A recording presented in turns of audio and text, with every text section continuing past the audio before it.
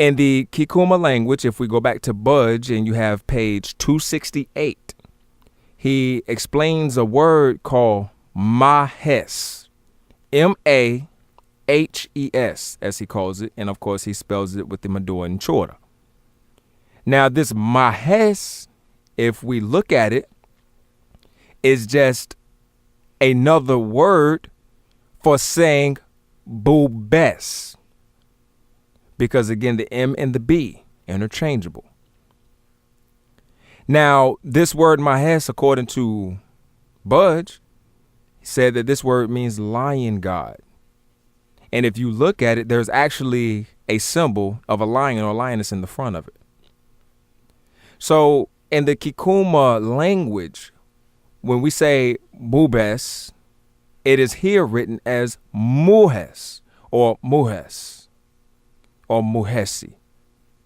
Same exact word. But the pronunciation would be the same because of that M and B rule. You understand? So now we jump into why I say that Mahes or BES, they're the same thing. If you stay on the same page, he has another word that says Ma. M-A. He has the symbolic spelling of it, and it means to burn up. Well, what does that have to do? Well, again, the lion people who make flames. The Batwa Bantu were short-statured, thick people who made flames because they were, again, iron workers, Ogun. They were iron workers, so they were also considered with the fierceness of a lion, the power of a lion. Okay, you understand? This is why they built that statue that you call Sphinx. We will get into that in another lesson. But this is why they built that statue on a lion's body. Overstand. This is making sense to you now, hopefully. So now, why do I say that word ma, which means to burn up, is in connection with this lion and BES and lion people? Well, on the same page, you have a word spelled M-A-T. Okay? And it means lioness. Then you have the word also M-A-I, which means lion. So Budge has it as Ma, but we can actually look at this as Mu, as in Bubesi. We could look at it as Ba, as in Basa, and they all mean to light a flame and lion. So if you look at it, these are nothing but the words Bube, Bube for the masculine, and Bubatsi for the feminine. That's all they are, which means lion and lioness. This is why these words mean the same thing. The word for lion is the same word for the word for flame, because they used the concept of not only what the people did, but the actions of the people, the attitudes of the Batwa Bantu. Okay. Now, also in that movie, Ushaga Kamazulu, and I think the second part, when Ushaga went to the priest, and he went to the Ogum, the iron worker, and he had him make the Ikwa, which was the spear, and he bought him a goat. When he brought him the goat to make the spear, if you look all around, you see the Batwa Bantu walking around as sacred people. When he had the steel smelted Baogum, he was a Batwa Bantu, thick stature, muscular. He kind of looked like, what's my buddy name? Cruz. From Everybody Hates Chris. Chris Cruz, I think his name is. He kind of looked like him. That's how big he was, and kind of in the face, they kind of looked the same. But he was a Batwa Bantu. Okay? The people who work flames, and they were also considered the people of the lions. Again, the lion people who make flames. So if you want further evidence of this, in the Dogon language, the word Bas, B-A-S, it means panther. And again, we're talking about the upper echelon feline who have no natural enemies for the most part, other than the ignorant poachers and whatnot. So when we talk about the top of the food chain, we're talking about the top of the line. We're talking about those who are revered by all others. So we're looking at the Batwa Bantu. You understand? So we'll switch it to the next portion of this lesson. As I said, the great Ptah.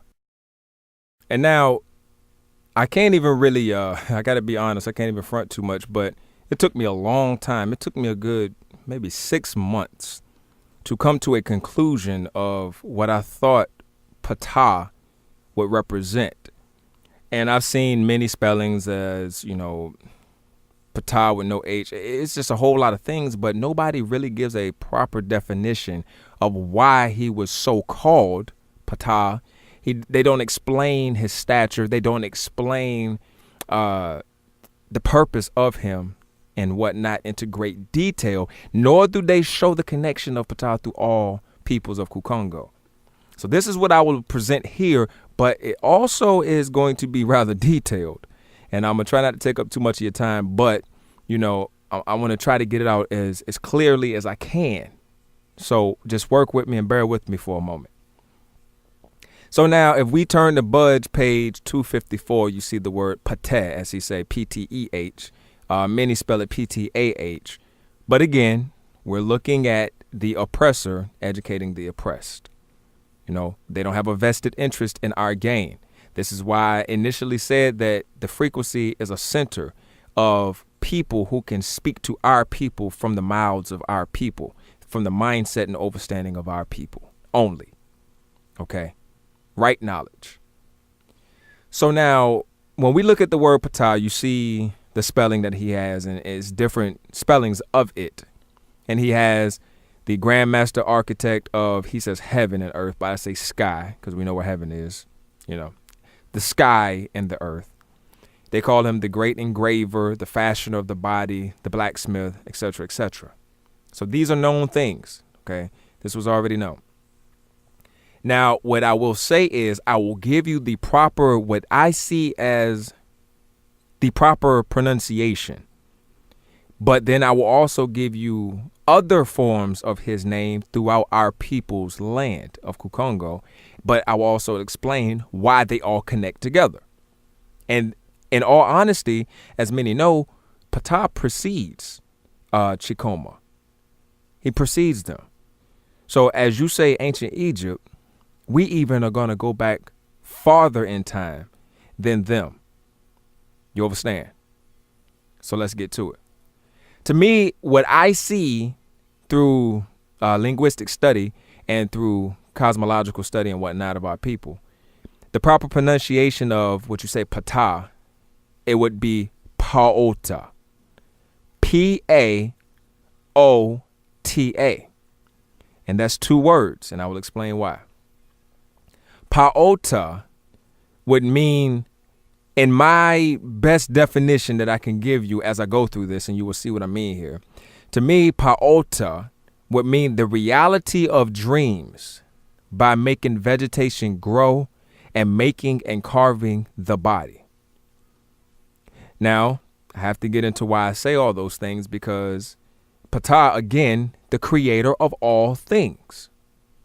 Well, it will become clear why I say this as I go along. Now, number 1, in isiZulu, the word Pa, P-A, it means of reality and the actuality of something. Of reality and the actuality of something. Now in Kiswahili, there's a prefix pa, and there's also po, depending on the following word, but it's pa and po. And it means at a definite place or location. Okay? It means it is here, it is there, not is somewhere over there. It's not vague. It's a specific point in the location. And that's pa and po. So now if you look at it, if you take these concepts of the isiZulu and the Kiswahili concepts, what they're basically saying is that these terms indicate where something is made a reality. Do you understand? So now we'll get into the next breakdown of pa in other languages. And in Yoruba, the word pa means to change. Remember that. The word pe, P-E, means to be complete. And then the word po means to be numerous, to be plentiful and numerous. All right. Now, in the Dogon language, they also have a word po, which means the smallest of. Okay, well, how do these all relate? Look at the indication. Because again, the Yoruba and the Dogon, they're the same people. So, of course, their languages are going to interact and intermix if you go far enough back. And so, therefore, the concept being related by the Yoruba and the Dogon is that the smallest, most numerous, most complete thing is what makes change and also makes all things complete. Do you understand? There's a lot that you can say in just these two letters. All right. So now, when we get into the second portion of the word, as I say, the ota,